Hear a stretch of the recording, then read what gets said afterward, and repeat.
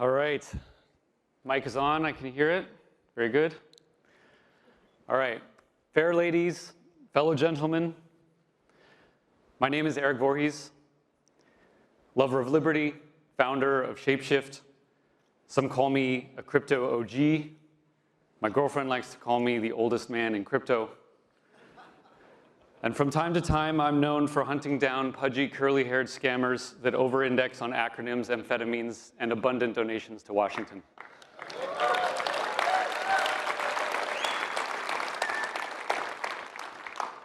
I was asked to give a little talk about why we're here, why we are in this industry, why we are in this place. It's an honor to have this opportunity.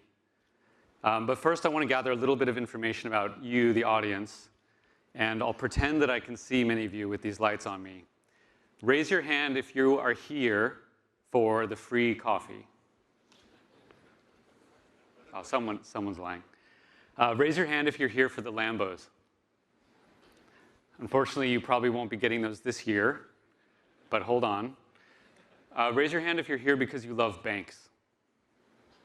No hands. Raise your hand if you're here to get your eyeballs scanned by WorldCoin. Raise your hand if you're here to celebrate KYC or other forms of wholesale spying on innocent people. All right.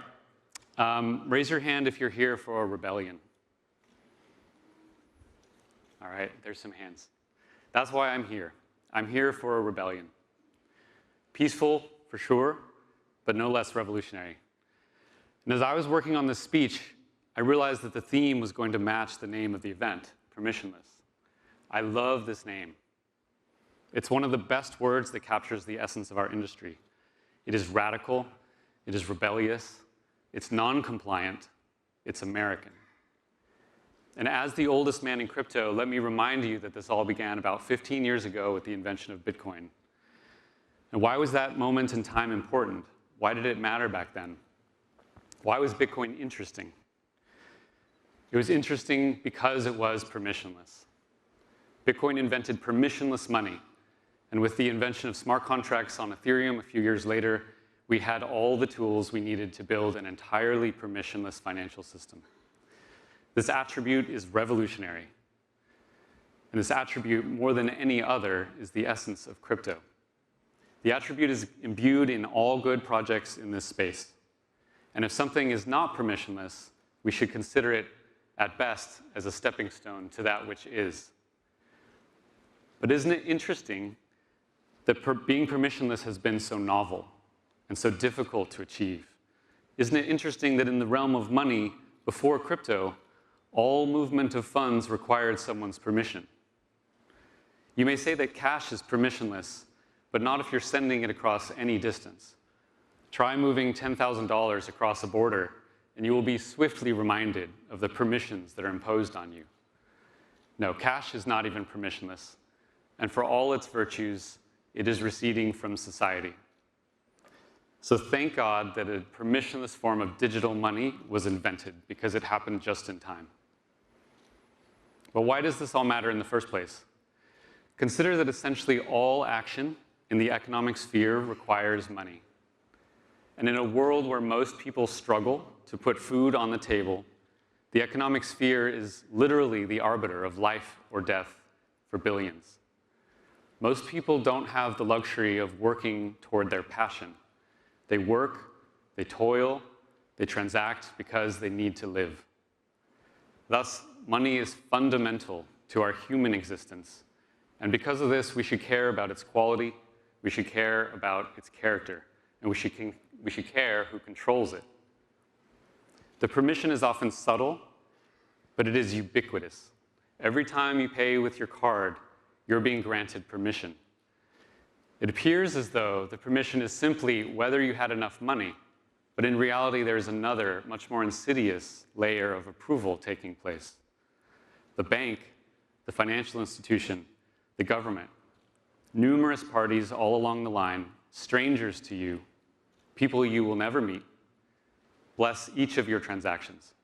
And you don't notice because permission is usually granted. So long as you behave, citizen, the permission will be there. But if you require permission to spend and to trade, then you require permission to exist. So why do we accept this world in which you are free to transact only on the conditional approval of strangers? This, of course, is not freedom. It is subservience. It is serfdom. And that the chains bear lightly down in most cases should not lull us into forgetting that the chains exist. If they are tolerated, they will become heavier. Let's acknowledge that the laws restricting our affairs grow often and recede only rarely. Consider that the average man of 100 years ago compared to the average man of today, who was more economically free? 120 years ago, there wasn't even an income tax. Things were so radical back then that you were actually permitted to keep what you earned. You could even cross borders without one of those adorable books of stamps we call a passport. It's amazing that society could even exist under that kind of anarchy. And yet, without any income tax or immigration restrictions, America experienced the greatest period of growth that the world had ever seen. That society in which labor and capital are unpermissioned is the society that tends to grow the fastest. But some men love to plunder. The permission to keep what you earned and to move freely across borders was gradually retracted, wrapped always in appeals to collectivist propaganda like the national interest. Today, across all the taxes that you bear, half of your money is stolen by the state. But the state is just a set of strangers. So half of your money is stolen by a set of strangers. What excuse do you tell yourself to cope with such embarrassment? The permission to build your own life is being withdrawn by those who plunder you and tell you it's for your own good. So what prevents this trend from continuing? What prevents the man of tomorrow from even greater servitude? What force resists an increasingly permissioned existence? We do. We do.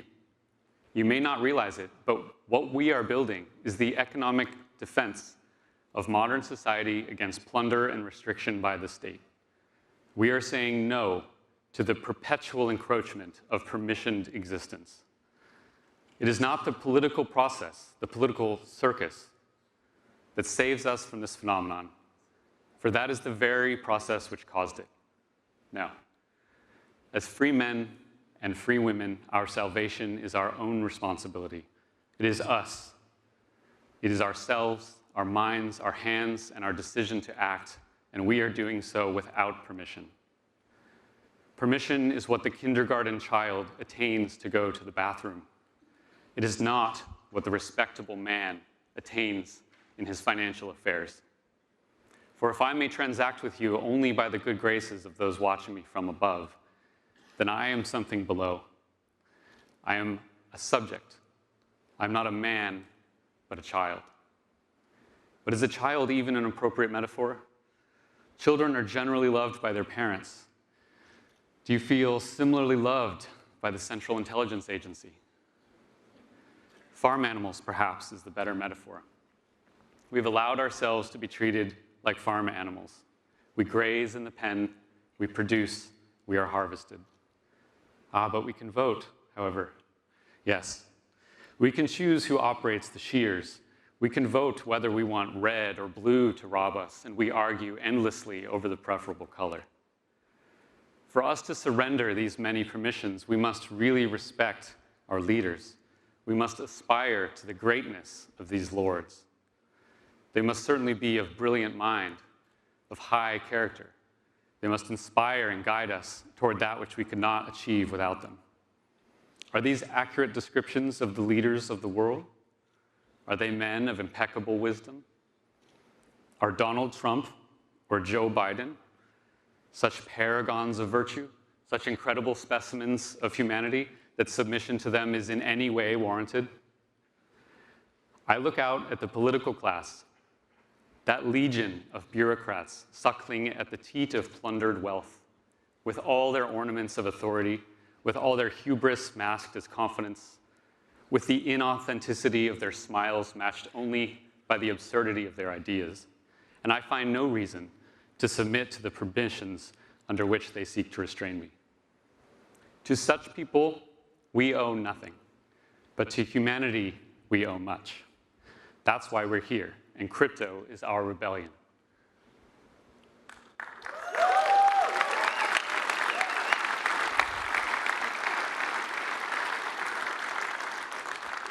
Crypto is our rebellion.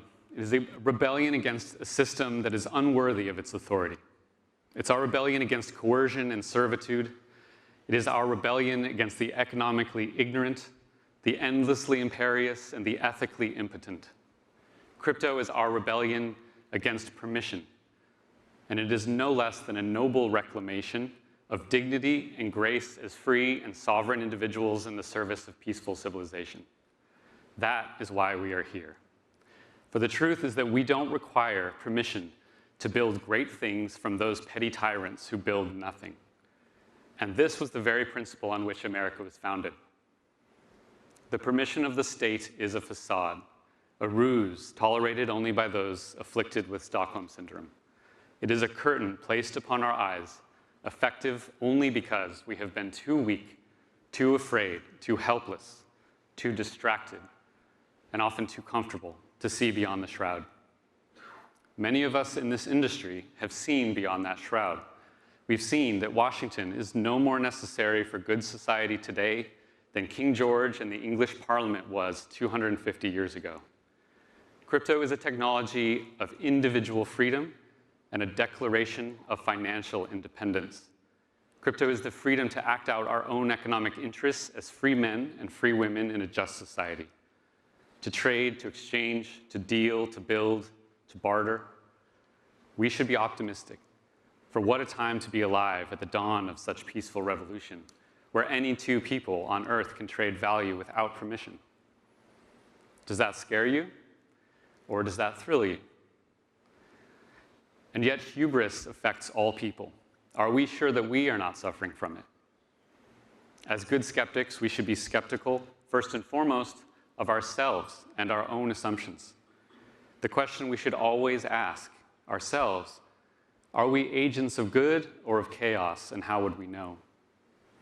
Are we merely rebellious adolescents, enabling a chaotic world without permission? Are we no more than subversive degenerates, petulant teenagers who, too immature and naive to see the value of order, lash out at its very existence? How can we so irreverently condemn the necessity of compliance, the virtue of permission, the many resplendent wonders of central administration? Do we not care about society? If we have our way, won't bad actors thrive and society degenerate? These are the strongest allegations against us, and yet they are easily defeated. They are defeated upon the recognition that what we seek is not actually freedom from permission and rules per se, but simply a preference for rules which are objective and transparent, rather than the status quo of rules which are subjective and opaque. We like to say that code is law, but that's a misnomer. Code is better than law. And we are highlighting for the world to see the fundamental difference between law based on men and law based on math. Compare a redundantly audited and formally verified smart contract to any embarrassing mess of congressional legislation. Which is more scientifically sound? Which is actually a better demonstration of order? One is a matter of engineering, the other is a matter of electioneering. Compare a smart contract in which every variable is mathematically defined to the Securities Act of 1933, which has $1,000 an hour lawyers arguing over the degree to which cartoon pictures of bored apes are comparable to Florida orange groves. The absurdity of most financial regulation is plain, and we shouldn't tolerate it. But all of us should desire orderly, objective, transparent markets. And to all the regulators in the audience, before you send me yet another subpoena, consider that this is the common ground we share. We all want rules. We all want rules. Rules are good. And this is the most important point that I'll make today. The traditional financial system is built on the rules of men rather than the rules of math, and society can do better. The rules of men are formed through a political process, which all people acknowledge as fallible and often corrupt. The rules of men rely on highly subjective human language and leave wide areas open for interpretation. When it comes to enforcement of these already squishy rules, nobody can predict a priori which infractions will actually be enforced. Gary Gensler alleges that all tokens are securities. Okay, Gary, why hasn't the SEC enforced against all tokens? The most charitable explanation is that they are under-resourced. Okay, but that still proves the point that financial regulation as it exists today is subjectively and partially enforced. And if we care about orderly markets, how can we respect that? How can we respect that? Compare this to any smart contract, which enforces 100% of the time, and we can all know a priori how that enforcement will be executed. Uniswap's enforcement division is never under-resourced, and the rules by which it operates are objective and transparent. We don't have to suffer subjective rules in the realm of finance any longer. But instead of Uniswap winning the Nobel Prize for the development of orderly markets, they are persecuted by the very agency tasked with ensuring orderly markets. So you want to call us agents of chaos? You want to dismiss us as the destructive anarchists? We are the only ones building financial rules that are enforced 100% of the time. Code polices better than police. We desire strong rules in our markets, and any rule which can easily be broken is a weak rule. There is a law that I may not cross a border without declaring $10,000 in my pocket. Interesting. I can so easily violate that law that it's an embarrassment, the very definition of that word. The laws of physics, the laws of mathematics, the laws of code, these laws have meaning. They are powerful. They are consistent. They are worthy of respect.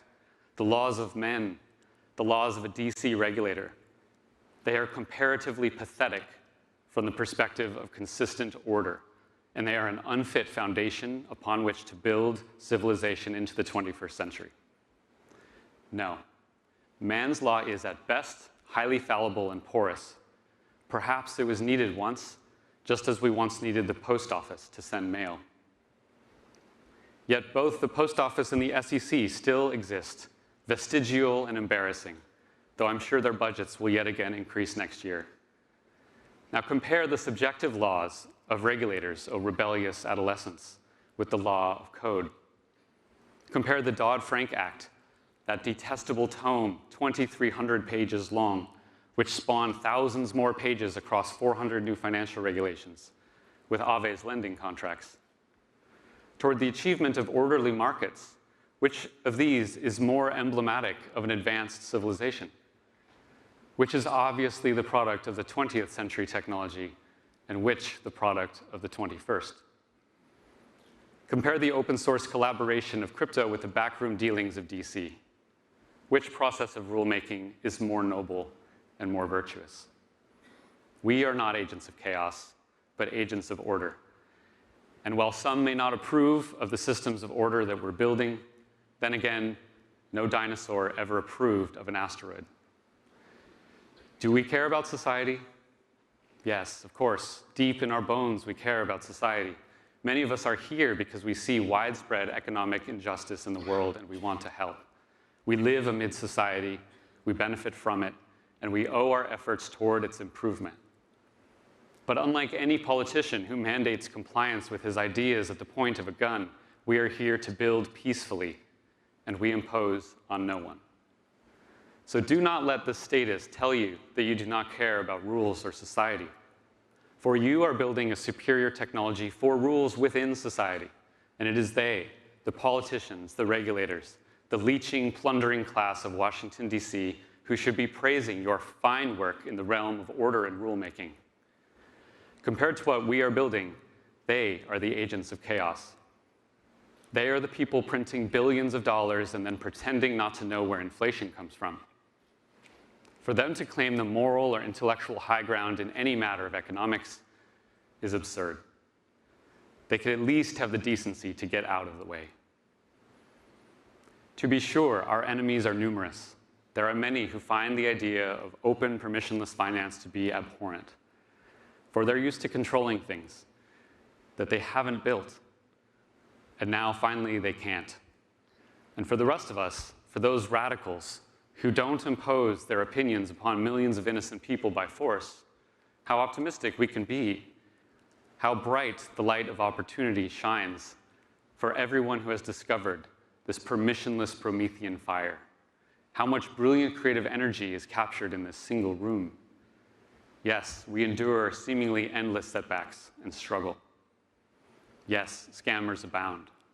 Yes, we are condemned by the system that we aim to replace. Some of us endure persecution, and all of us periodically pain. But friends, try to see through those struggles. Be grateful for every noble challenge that you face in your work, for you are alive and your work is important. Be grateful for this opportunity in front of you.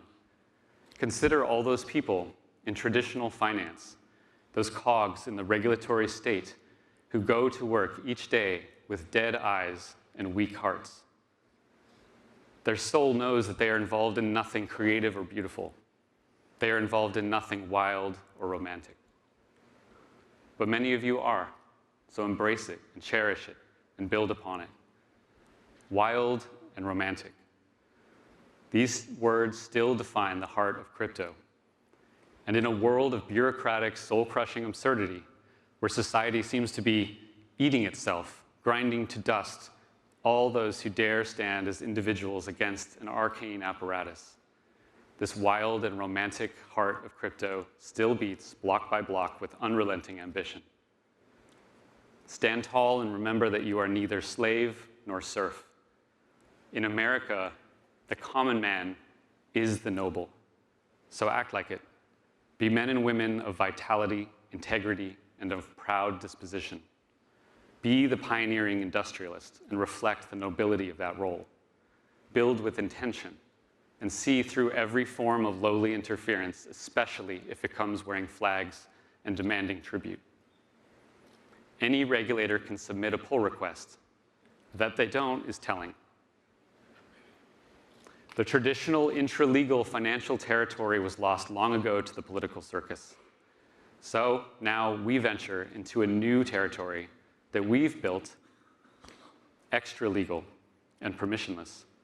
Here in this new land, west of the old, we admit only a subservience to moral virtue, to mathematics, and to the awesome power of open, composable, immutable code. In our audacity, we build things and force them on no one. And we have invented, not just on the clean whiteboard of imagination, but in the dirty cauldron of real engineering, the world's first and only transparent, objective financial system for all mankind. We built it without $1 of tax money, and we built it without permission. Consider what it means to be in opposition to this development, to be opposed to objective, transparent rule sets and voluntary association among consenting adults, to demand the compliance and submission of peaceful people at the point of a gun. Examine those who act like that, and you will discover where those enemies of humanity so pitifully lay. They are done ignoring us. They're certainly still laughing at us, and they've obviously started to fight us. But we will win, ethical arguments aside, because man is a capitalist creature, and capital flows where it is respected. Like water, it flows where it may. And as the permissions of the fiat system constrain and strangle, so our open, decentralized alternative stands ready to receive it. True innovation is messy, sometimes veering in unhelpful directions and back again. But capital will flow to well-ordered, decentralized finance as water flows indelibly to the sea, and both will happen naturally, and both will happen without permission. Thank you.